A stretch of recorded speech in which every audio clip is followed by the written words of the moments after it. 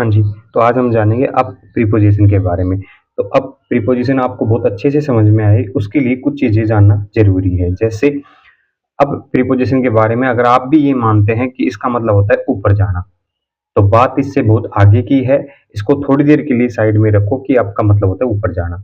दूसरा, आपने बहुत से सेंटेंस में देखा होगा कि अब प्रीपोज़िशन जो है वो अलग-अलग तरीके से बिहेव करती है। वो इसलिए है कि अब जो है वो एक टू वे प्रीपोज़िशन है।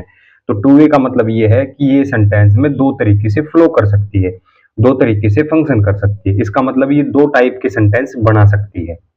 तीसरा, अप प्रीपोजिशन जो है वो डायनेमिक है। डायनेमिक का मतलब अप प्रीपोजिशन से बने हुए सेंटेंस में जो लैंडमार्क होगा, उस लैंडमार्क की स्थिति को नहीं देखना हमने, उसके स्टेट को नहीं देखना हमने, वो किस तरफ गति कर रहा है उस गति को दिखाती है अप प्रीपोजिशन। तो हमने लैंडमार्क की गति पर ध्यान रखना है जब हम सेंटेंस को पढ़ेंगे तब। तीसरा, अप जो है वो इंट्रांजिटिव है। इंट्रांजिटिव मतलब अप जो है वो एक प्रीपोजिशन भी है, वो एक एडवर्ब भी है। जब कई सेंटेंस में अप के साथ उसका लैंडमार्क नहीं होता, उसका ऑब्जेक्ट नहीं होता, तो वो कंफ्यूज करता है, क्योंकि उस समय अप जो है वो एक एडवर्ब की तरह बिहेव करता है और एडवर्ब बिना ऑब्जेक्ट के भी अपने नोशन को कन्वे कर सकती है। इसलिए कई बार हम कंफ्यूज हो जाते हैं।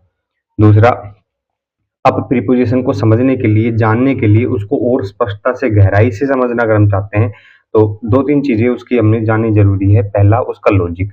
लॉजिक क्या होता है? लॉजिक का मतलब होता है एक ऐसा आइडिया जिससे हम प्रीपोजिशन को सेंटेंस में फील कर पाए, महसूस कर पाए।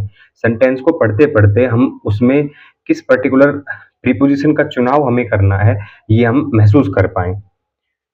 दूसरा है उसकी फंक्शनल सेंस। फंक्शनल सेंस का मतलब कोई भी प्रीपोजिशन सेंटेंस में किस तरीके से फंक्शन करेगी। मतलब हर एक प्रीपोजिशन जो है वो अलग-अलग तरीके से सेंटेंस में फंक्शन करती है। तो ये टू वे प्रीपोजिशन है, इसका मतलब इसकी फंक्शनल सेंस भी 2 होगी, यानी 2 तरीके से फंक्शन करेगी।